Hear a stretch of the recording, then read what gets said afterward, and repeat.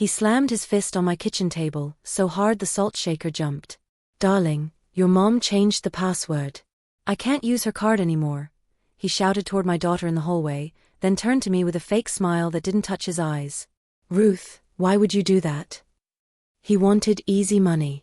My card had been his gas, his lunches, his little business expenses for months, all wrapped in sweet talk about reward points and "I'll pay you back next week." The motive was greed, plain as daylight. Then the twist hit me like ice water. When I changed the password, the bank flagged a second card I never knew about, one he had opened using my social security number as an authorized family manager. Not only had he been using my card, he had duplicated me. Keep watching to see how this unfolds, because I stopped being a silent mother-in-law that day, and I started being something else. I didn't plan on a fight that morning. The house smelled like cinnamon and coffee. I had set out 3 mugs, because Thursdays were drop-in days for my daughter, Emily, and her husband, Mason. They lived 15 minutes away in a neat little townhouse with a new fence and a patio heater they didn't need. Last month he had bragged about both, tapping the heater with his knuckles like it was a trophy. "All on points," he'd said. "Your card is a gold mine, Ruth." He'd laughed like it was a family joke. I hadn't laughed back. Yesterday evening I changed the password on my bank app. Not because I wanted drama, but because my balance looked wrong. There were small charges that felt like gnats. $18.99 here, $27.50 there, breakfast sandwiches, streaming services I don't use, a sports app renewal. I've lived long enough to know that big theft wears a small hat. You don't notice the little things until your pockets are empty. I changed the password, set up 2-factor on my phone, and told myself I would explain it politely this morning. I pictured Mason shrugging, saying, "No problem, Ruth," like a decent man. Instead he came in hot. He didn't even say hello. He said that line to Emily, and then he said to me, "You made me look stupid at the pump." Apparently, the card declined while he tried to buy premium. He had to use his own. I could smell the gas on his jacket, sharp and bitter. Emily walked in behind him, tightening her ponytail, cheeks pink from the cold. "Mom, you should have told us," she said, trying to sound reasonable while sliding onto a chair. Mason was getting gas for both cars. "It's not a big deal." "It is a big deal," I said, sliding my phone across the table. "This is my money. My name. My credit. Look here." I showed them the list. He barely glanced. "You said I could use it," he threw back, like a kid caught with his hand in the cookie jar, insisting the jar was community property. "I said you could use it that night for the baby's medicine," I replied. "One night. $42. Not a new heater. Not 3 different food apps. Not a monthly charge for a sports package from a team I don't even know." Mason rolled his eyes. "It's not that much. And you get the points." I could feel my hands shaking, so I wrapped them around my coffee mug. "The points do not pay the bill, Mason." He leaned in, lowering his voice like he was selling me something. "You're retired. You don't go anywhere. Let me leverage what you're not using. I'm family." "Family," said like a key that should open any lock. Emily touched my arm. "Mom, we're doing our best. Daycare is expensive. Groceries are insane. Mason's trying to build his business." I looked at my daughter, my girl who used to write me misspelled notes in crayon that said, "Mommy, you're my best friend," and I said the thing that hurt both of us. "Building a business on my back isn't a business." He bristled. "That's unfair," he said, but his eyes slid away. Guilt makes the eyes slippery. I took a breath and told them the part that changed the room. When I changed the password, the bank froze a second card. I set the letter on the table. A second card under my name, mailed to your address, opened with my social security number. I didn't apply for it.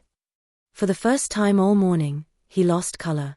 "That's not," he started, then switched lanes fast. "It was a bank error. They must have."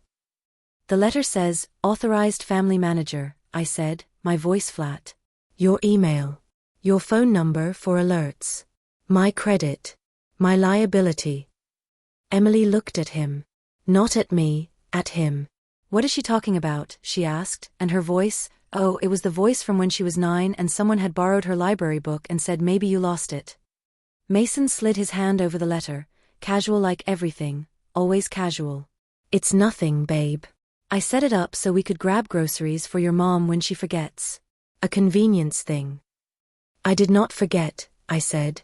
I said no. Do not dress theft in a sweater and call it care.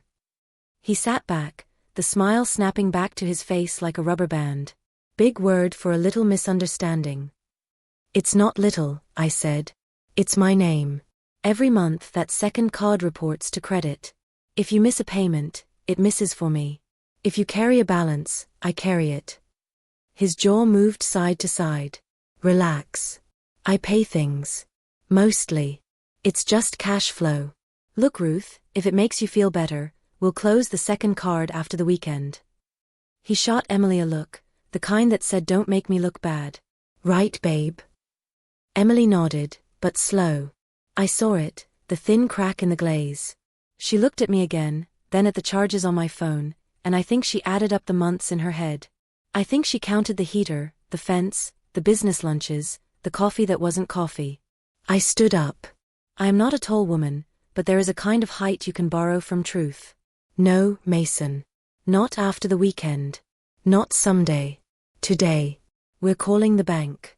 You'll sit with me while I report the second card as unauthorized and remove you from every profile, every autopay, every login. He laughed, but it wasn't funny. You can't even get logged in without me, Ruth. Half the codes go to my phone. And there it was, the smallest sentence that was also the biggest. He had set it up that way. He had made himself the gate to my own door. I walked to the counter, lifted the little blue box where I keep every paper that matters, the deed, the title, the pension letter, my late husband's watch warranty card that I refused to throw away for no reason except that the word warranty feels like a promise. I took out a folder.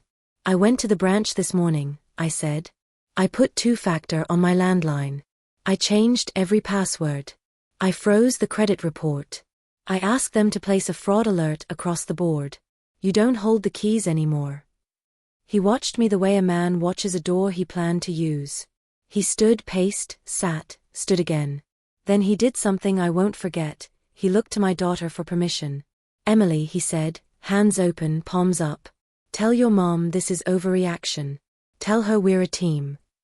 She looked at me.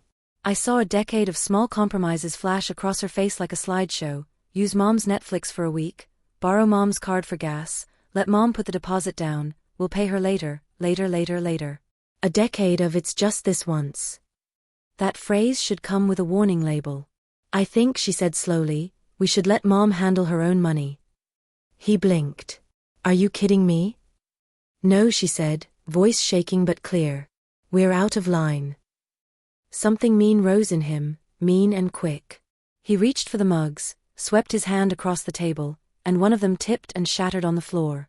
The baby upstairs started crying, the baby who is always napping when adults break things. Emily moved to go, and I grabbed her hand. I've got him, I said, and climbed the stairs slower than I wanted because knees are honest and mine tell the truth. I held my grandson, soft head, milk breath, fist against my shoulder, and whispered the only prayer I know by heart anymore. When I came back down, Mason was by the door, coat on, anger zipped to the collar. I'll be at work, he said, which is what a man says when he wants the last word without the work. He left. The front door shook as it closed. Emily stood in my kitchen, hands on the back of a chair. The house was so quiet we could hear the little click the heater makes before it starts humming. Mom, she said, and the word was a question and a confession. She stared at the letter on the table. I didn't know about the second card. I believe you, I said. I did. We spent the next 3 hours on the phone with 3 banks and 2 bureaus. I have never loved hold music, but that afternoon it sounded like progress. We removed him from everything. We changed every code and question. We set up alerts that pinged like a chorus. I wrote it all down in a notebook with a blue cover, date, time, name, reference number. Paper is slow, but it is loyal. At 4 o'clock, after the last call, Emily put her head in her hands. He's going to be furious, she whispered. He already is, I said. Let him be. Fury isn't a key, it's just noise. She laughed once, a short, surprised sound, then went quiet. Mom, can I ask you a bad question? Go ahead. Were we using you? I did not want to answer. But love without truth is just delay. Sometimes yes, I said. And sometimes you were just tired and you let him talk for you. Both can be true. She nodded, tears slipping down her face without drama. I'm sorry. I know, I said. I put a plate of peanut butter crackers in front of her because I don't know how to fix a marriage, but I know how to keep blood sugar from making apologies worse. At 6, I started dinner, meatloaf, the kind with ketchup stripes and crushed saltines, because the familiar is a life raft on a rough day. The phone rang while I was washing the pan. Unknown number. I let it go to voicemail. The notification popped up, "This is Jared from First State Credit. Calling to confirm a cash advance request on card ending 1123. I pressed play twice because sometimes your ears don't trust your eyes. My card doesn't end in 1123. I sat down hard. Emily looked up, eyes wide. What? I put the voicemail on speaker. We listened to the message together. He's trying another card, I said. A third. The fraud alert had set off a chain reaction. The system was catching him in real time. I called back immediately, answered every question slowly, asked the man to read notes out loud. He said a request had come in from a mobile device, verified by a one-time code texted to a number I didn't recognize. Decline it, I said. Please place a block. Please note that I did not request this. Please send me the transcript if you can. When I hung up, my hands were steady again. Fear had burned off. What was left was something harder. Emily's phone buzzed. She didn't move to pick it up. Then it buzzed again and again. He's calling, she said, and when she finally answered, he didn't bother with hello.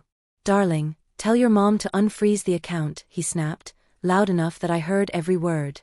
My supplier won't hold the equipment. She can fix this with one call. She owes us this. Emily put him on speaker. We fixed what wasn't ours to use, she said, voice low. We're done, Mason. Don't be dramatic, he scoffed. If your mother wants to play tough, fine. But she's going to regret it when I fix this my way. Fix it how? I asked, leaning toward the phone. He laughed, mean and small. You'll see. I know people. The call ended with a beep that sounded like a dare. I finished the meatloaf. We ate at the table in a silence that wasn't empty, it was crowded with decisions. After dinner, Emily buckled the baby into his car seat. She hugged me at the door and pressed her cheek to mine like she used to do before school. Thank you, she whispered. For standing up. For making me stand up too.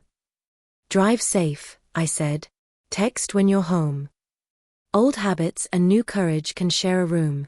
When the house was quiet again, I washed the dishes, dried them, put everything back where it lived. I took the blue notebook and wrote at the top of a fresh page, what I will do next. Under it, I numbered the steps. 1. Call the bank's fraud department again and ask for a case number. 2. Freeze all 3 credit bureaus and request mailed confirmations.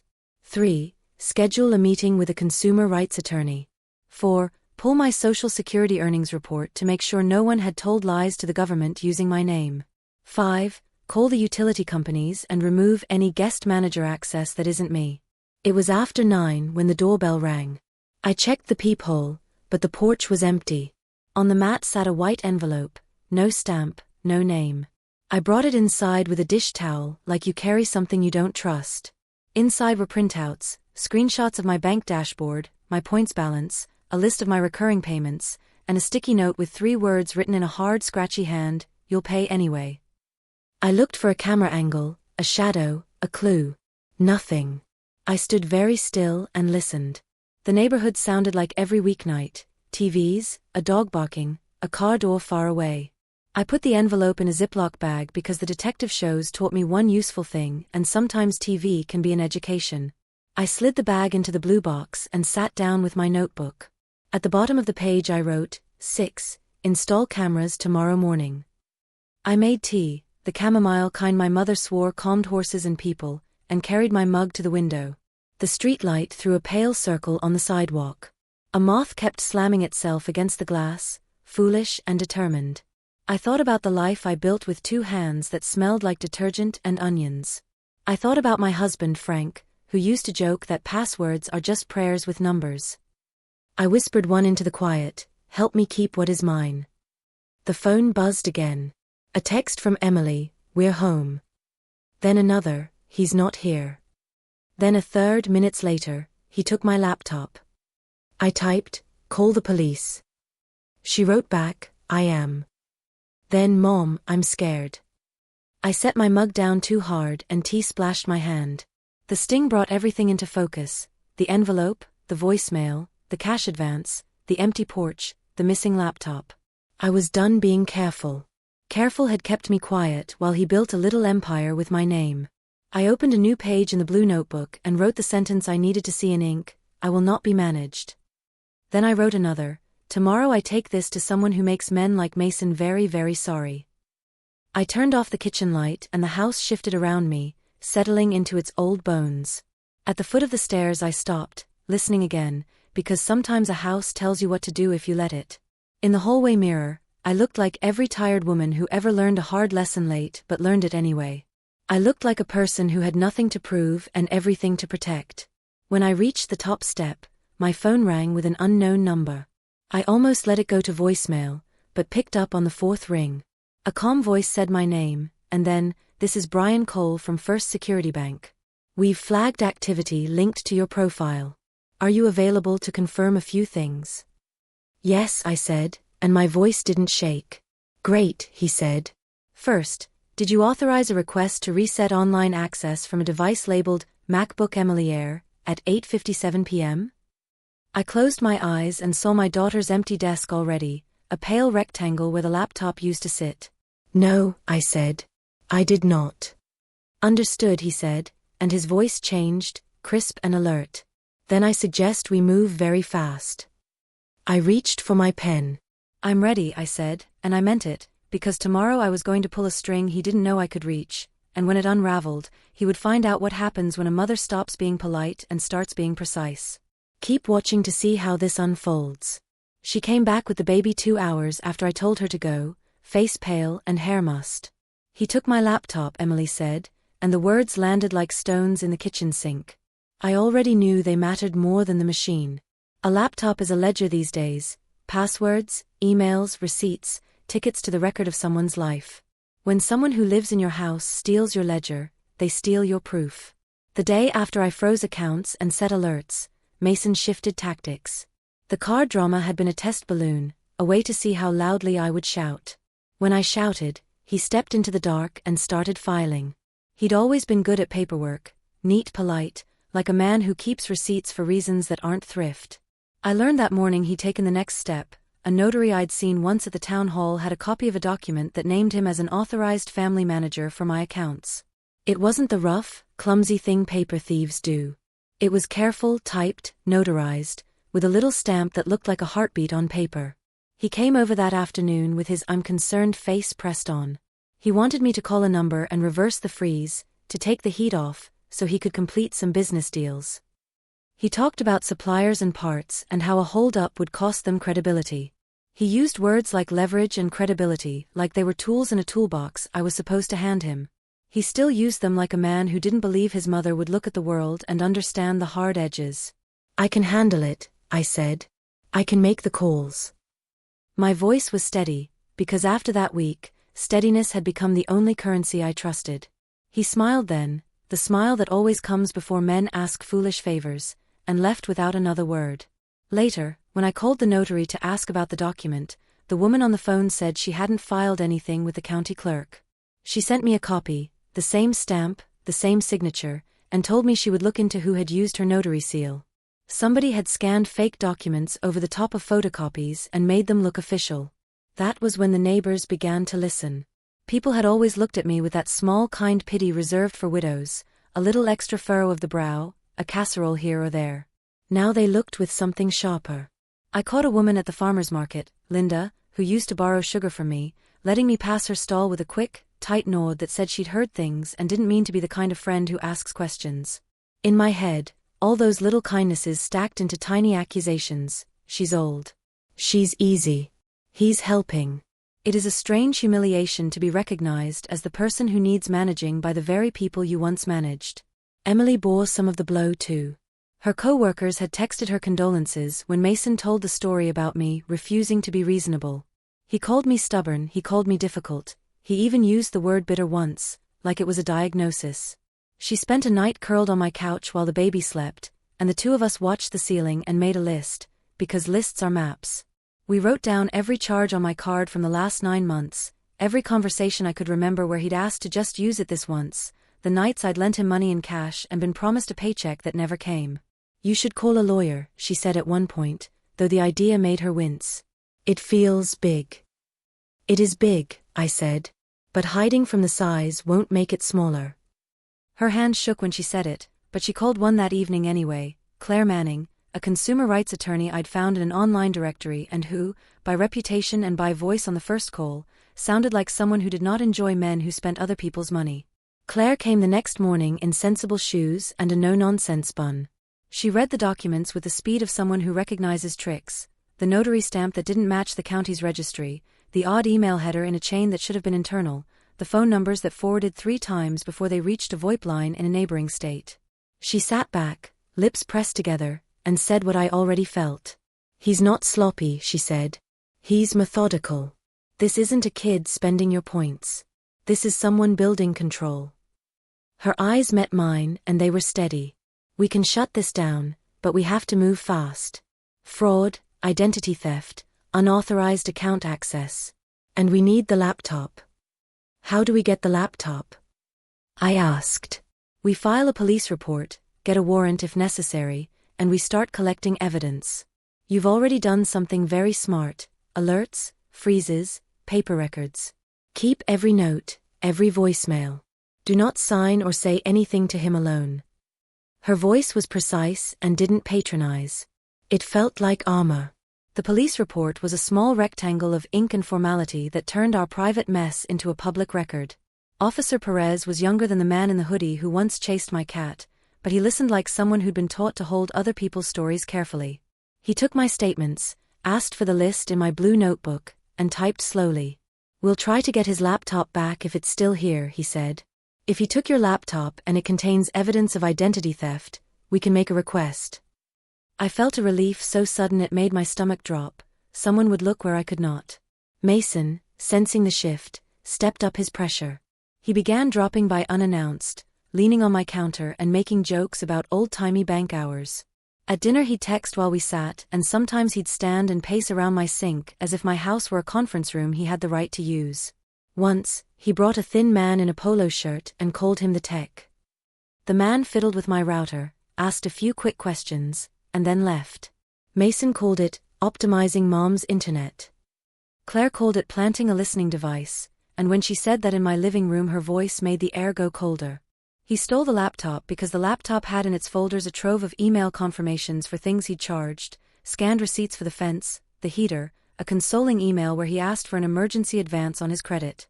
Once you have the ledger, you can rearrange the ledger's story. That was the point. Neighbors started choosing sides. Linda came by with muffins and a wary apologetic smile.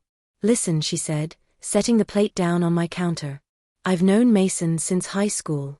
I didn't realize, I thought he was just doing his thing. If you want, I'll say I saw you here that afternoon, if it helps." I looked at her and felt gratitude like a small bird alighting on my shoulder. Not everyone was as willing. Mr. and Mrs. Harris from 2 doors down had attended the garden party last month when Mason explained his business plan and they'd clapped at his ambition. They offered platitudes instead of help. "Families need to support each other," Mr. Harris said when I mentioned the second card. "You should be proud they're taking initiative. It is a special kind of humiliation to be told you should be grateful for being used." I kept my face calm and nodded, but inside there was a tide of anger growing. The mayor's office called about a community board meeting because Mason, being the charismatic planner, had started volunteering for neighborhood committees. He had been using his charm to place himself in positions of trust. Claire said it was classic. Men who steal people's money don't always look like thieves. Often they look like neighbors who show up to lead the bake sale. We filed the police report for theft and identity fraud. Claire wrote a crisp letter to the bank demanding an immediate freeze on any accounts in my name that weren't under my explicit control, and she requested a full audit of any cards that had been opened using my social security number. The bank replied with an email that said they'd begun an investigation and would be in touch. 2 nights later, a bank investigator called and asked me to confirm a list of charges. "We appreciate you catching this early, ma'am," he said. "These things can spiral." His voice was careful, like a man tiptoeing around a landmine. Mason responded like a man who smelled the tightening noose. He started leaving notes on my car windshield. One said, in block letters, "Stop making a scene." Another was more subtle, a printed receipt left on my porch from a restaurant downtown with a heart drawn in the corner. It arrived with a crumpled delivery bag. He wrote sorry on the bag as if the act of apology could be folded into cardboard. Then came the worst night. I was asleep when Emily woke me, whispering from her phone on speaker. "Mom," she hissed. "He's at our house." I felt in my bones the hot panic of a child and a parent colliding. She didn't say anything else, because she didn't need to. The tone was enough. I called her back and she said Mason had returned in a rage over the laptop and had smashed the screen and thrown the charger in the yard. He said if I didn't get him his tools back he'd make sure we regret this, she said. I called Officer Perez and he said they would send a patrol. He also advised that if anyone threatened me or Emily, to call immediately. Threats change the color of the whole story. It stops being about money and becomes about safety. My hands trembled. Emily stayed with me that night. The baby slept in the spare room and snored like a small engine. We sat in the living room with the light on, and I made tea because I had to do something that felt like maternal. I kept the night gentle for the small ones. Claire came over with a stack of forms. We filled out a restraining order form template, not because I believed it would last against a man with charm and a lawyer, but because paper was proof and proof keeps machines moving. She recommended we file for a temporary protective order if Mason crossed into harassment. "It changes the record," she said. "It creates a documented pattern." But Claire also told me something that dug deeper than the theft. "He'll try to control narrative," she said. "Watch for the guardianship play. Men who can't win a fight often try to change the rules, make the state think you're incapable. We need to protect you from that." My mouth closed like a trap. Guardianship. Conservatorship. Words that feel like suits of armor until you're inside them and they lock. We began to plan. Claire advised cameras, visible ones, not hidden. "If he shows up again and sees the lights, it will limit his boldness," she said. We bought a Ring doorbell and 3 cameras that streamed to my phone. We set them up in a morning, me fumbling with the ladder and Claire steadying it like a cheerleader whose sport is litigation. The cameras looked silly and noble on the eaves, blinking like little watchful eyes. I sat in the kitchen that night and looked at the blue notebook where I had been keeping dates. The list had grown: police report number, bank case number, notary complaint filed, camera installation. At the bottom I wrote, "Next, find the copy of that POA notary document and trace its origin." Claire nodded when I said it. "Follow the paper to the door it came through," she said. "If we can expose the notary as fraudulent or the IP address used to create it, we can show the court the whole scam." We weren't only going to react. We were going to make him step where we could see him. We would set up a fake buyer. Claire would pose as interested in a quick sale and bait the trap, asking for paperwork and bank transfers. If Mason tried to produce anything in my name again, we'd be smoking him in daylight. Just as we set the plan in motion, my phone buzzed with a text from Emily. I read it with my hands trapped around the warm mug, a photo of an envelope with a county seal and a stamped date. At first I thought it was another anonymous delivery, but the note attached was typed and blunt.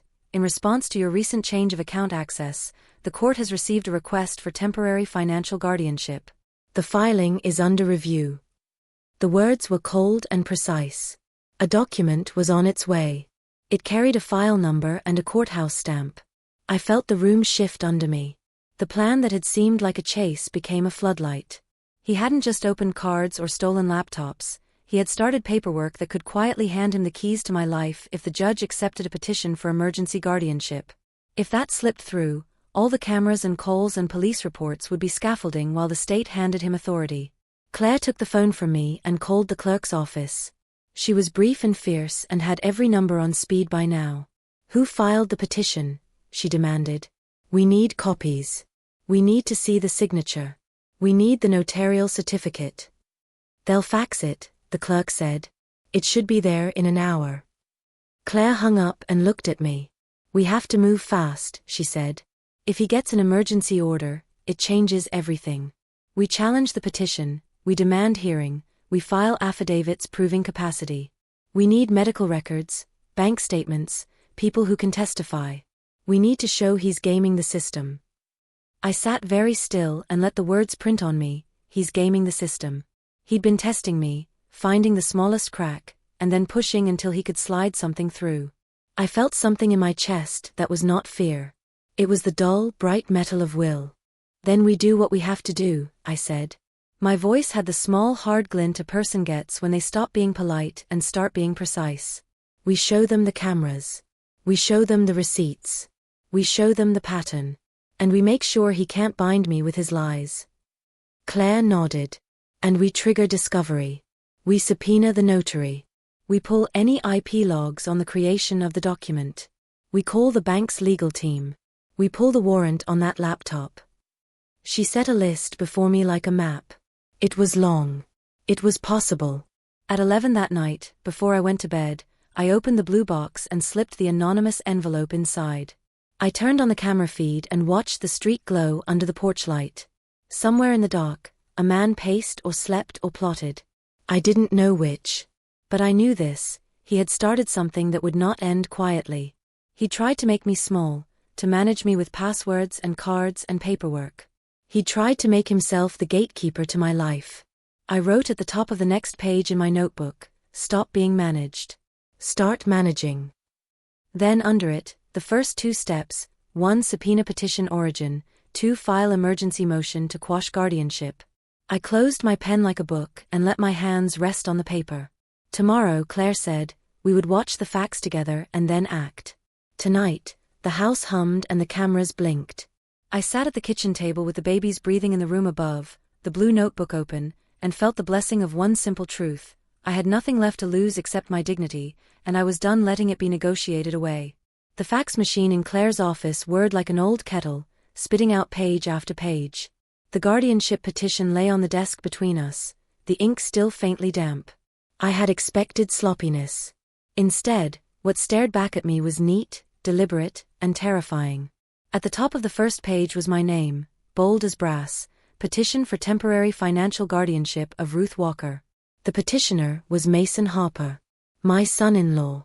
His handwriting wasn't anywhere on it, but his fingerprints were all over it. He had checked the boxes that implied incapacity, instability, financial mismanagement. In the margins, the notary's seal pressed down like a counterfeit coin. What this means, Claire said, tapping her pen, is he's trying to tell the court you can't manage your own affairs. If this goes through, he'd control every dollar under your name. Bank accounts, mortgage, utilities, even your social security checks. You wouldn't be able to buy a carton of milk without his say-so. I sat very still. My father used to say that bad news sits on your shoulders before your brain decides what to do with it. My shoulders felt heavy as stone. How do we stop it? I asked. My voice came out steady, though inside my chest a storm gathered. We gather evidence, she said. We build a record. Judges don't like guessing games. They want paper. They want witnesses. And Mason has already given us enough rope, if we can tie it to him. That night, at my kitchen table, I pulled out the blue notebook and began building a timeline. Every charge, every phone call, every note, every visit. Claire had told me that patterns win cases. So I wrote until my fingers cramped. March 10th, Mason texted Emily, said your mom owes us, don't forget. March 12th, envelope left on porch with my bank printouts, note saying you'll pay anyway. March 14th, guardianship petition fax received. Stamped with county seal. On the facing page, I wrote questions instead of facts. Where did he get my social security number? Who gave him my security question answers? Does Emily know more than she thinks she does? Carol, my sister, came over with a pie and that sharp tongue of hers. You've always been too soft on smooth talkers, she said, dropping into a chair. Now the smoothest talker of them all is trying to run your life like a business. Time to sharpen your teeth. I'm trying, I said. Don't just try. Show him your teeth before he thinks you've lost them. She jabbed her fork into her pie like it was his forehead. Claire's plan was simple and brutal. bait him into producing more false documents. "Fraudsters can't stop," she said. "If he thinks he's winning, he'll try another play. That's when we catch him." So she set up an email account in my name, but with a small twist: one letter changed. She posed as me, sending Mason a message through Emily's phone that said, "Heard you found a buyer. Please send over the draft paperwork before we meet with the county." We didn't have to wait long. By the next morning, Mason responded with a PDF attached. A transfer of property agreement with my name signed at the bottom. Not my signature, his version of it. The notary seal again, this time a different date, same stamp. Claire grinned when she saw it. "Perfect. He's forging in real time. This is irrefutable." Irrefutable. A beautiful word. I held the paper in my hand and thought, you've been cutting pieces from me for months. Now you've cut your own throat without realizing it. But Mason wasn't slowing down. Emily called me one evening, her voice low. "He told me he'll win either way. He said even if you block the card and the accounts, the court will hand him the keys because old people don't fight forever." I felt my heart squeeze, not just from anger but from sorrow. My daughter was in the crossfire of a war she never asked for. "Emily," I said, "I love you. But you need to choose where you stand. You can't keep giving him the benefit of the doubt while he drains me." Silence stretched on the line. Then she whispered, "I know. I'm scared." "So am I," I said. "But scared women still fight." We set traps in smaller ways too. Cameras caught him dropping another envelope on my porch late at night, this one with nothing but a sticky note: "Judges listen to husbands, not widows." The handwriting was jagged, rushed, but it was his. Claire printed the footage and stapled it to the note. "Evidence," she said. "Every scrap builds weight." One afternoon, Carol and I went through the bank's audit results. There were 3 accounts I hadn't known about, all opened within the past year, each with my name attached. Small balances, each one just large enough to look legitimate. "He's setting up a trail," Carol muttered. "So if anyone asks, he can point to these and say you mismanaged." I felt my stomach turn. He hadn't just been stealing. He'd been planting false footprints. That night, I prayed. Not a prayer of desperation, but one of clarity. Let me see what I need to see. Let me find what will undo him. And the answer came the next morning in the form of an old shoebox Carol dragged out of my closet. "You keep everything," she said, coughing through the dust. Inside were 30 years of tax returns, bank statements, and the original notary record from when Frank and I refinanced the house back in 1998. When I laid it beside Mason's notary document, the difference was stark. The font was different. The stamp was misaligned. And most damning of all, the notary whose name he used had died 5 years ago. I had clipped her obituary from the local paper because she had been a friend of my church group. Claire's eyes lit up when she saw it. "This isn't just fraud," she said. "This is criminal impersonation. Judges hate ghosts signing papers. He's cooked." The revelation spread fire through me. Mason hadn't just forged me. He had resurrected a dead woman to do his dirty work. It was grotesque, sloppy, arrogant. And it would ruin him. But before I could savor the victory, Emily arrived at my door, pale and shaking. She held out her phone. "Mom," she said, "you need to see this." On the screen was a text from Mason to her. "If your mother doesn't drop the fight, I'll show everyone what I found in her files. She's not as clean as she thinks." I stared at the message until the letters blurred. A chill ran through me. He had my laptop. He had rifled through decades of my records. And now he had something he thought could blackmail me. The game had changed.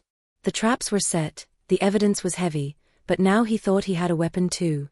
And the only way to win would be to drag it all into the light. The courthouse smelled of old paper and lemon cleaner, the kind of place where truth and lies both wear suits. I had been here only once before, years ago when Frank and I filed probate papers after my mother passed. That day had been somber but calm. This day was a war dressed in manila folders. Claire walked beside me, her blazer sharp, her eyes sharper. Carol trailed behind, carrying my blue notebook like it was a Bible.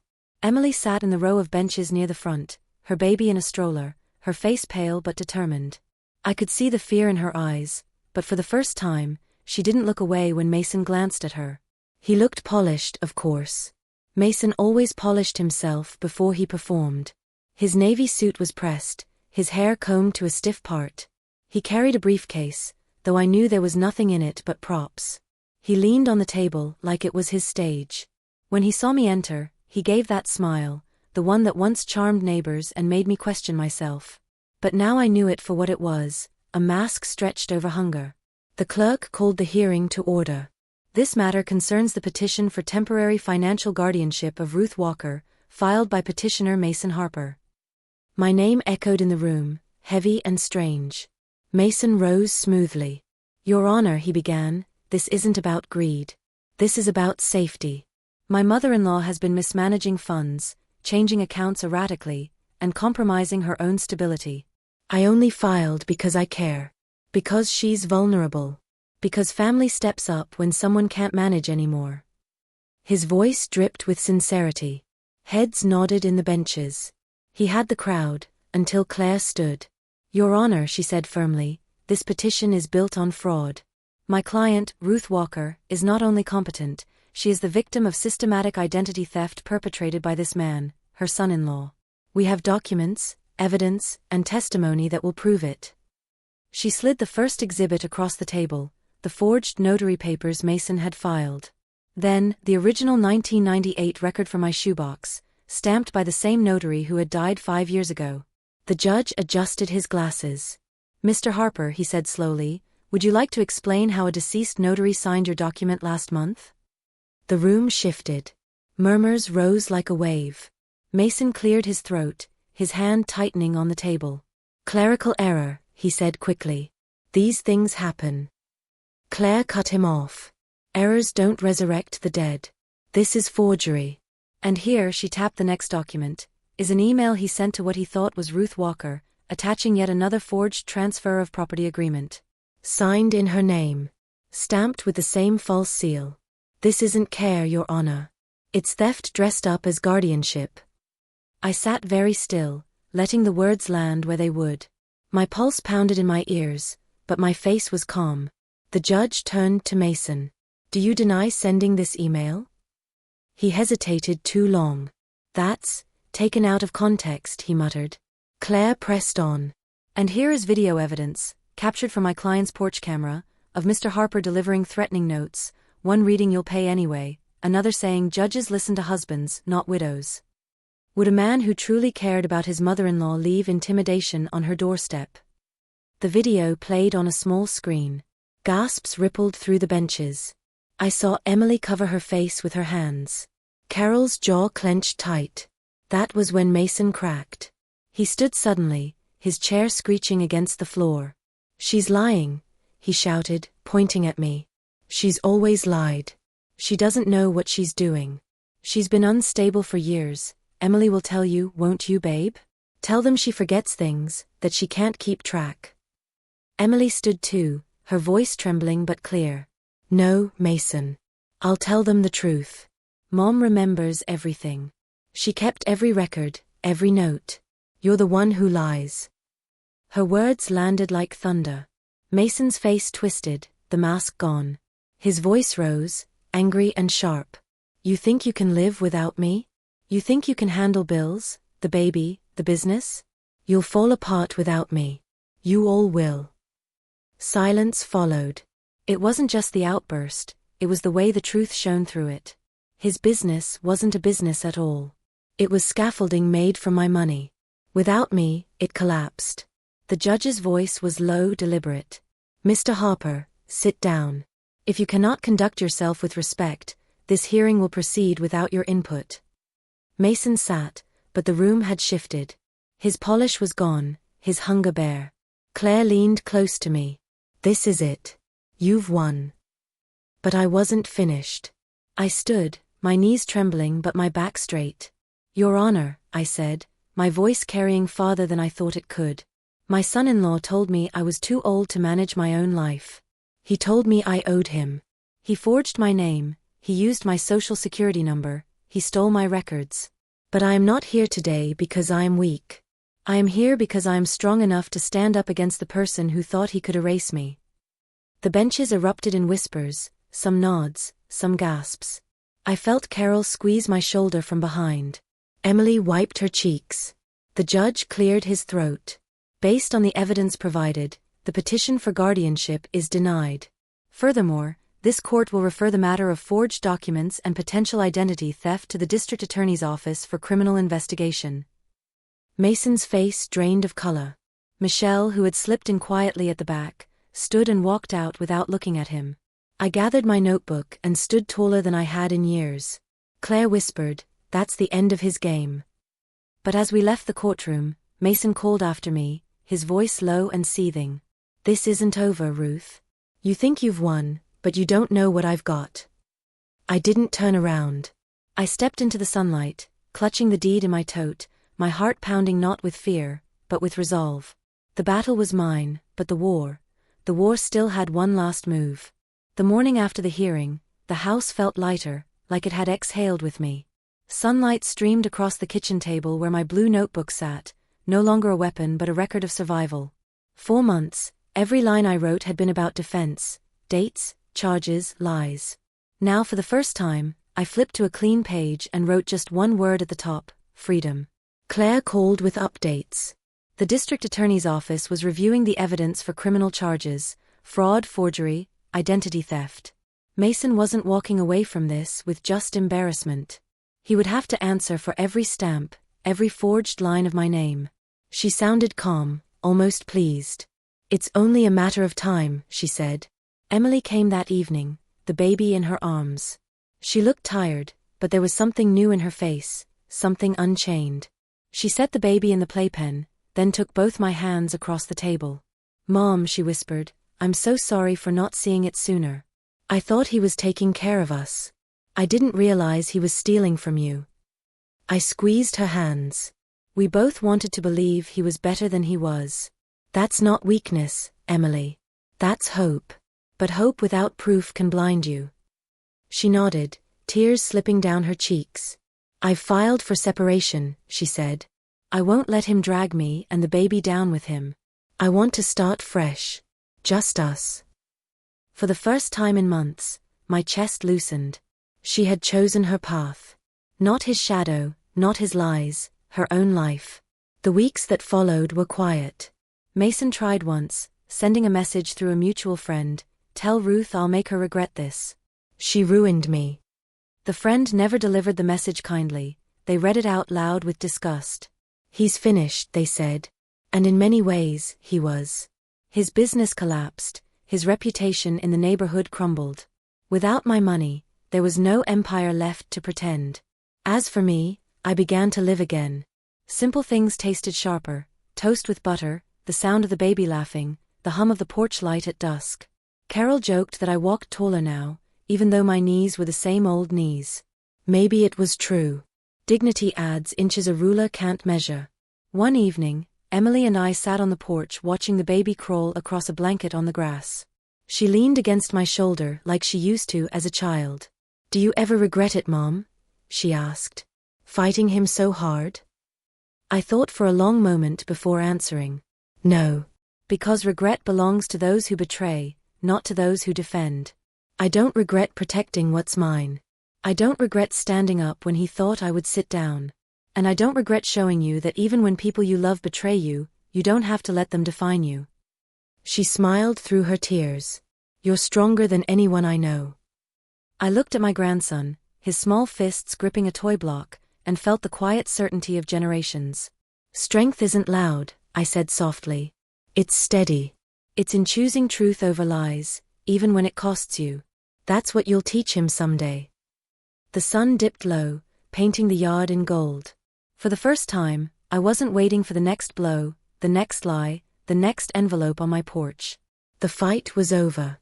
I had won not just my accounts, not just my house, but my dignity. And in the end, that was priceless.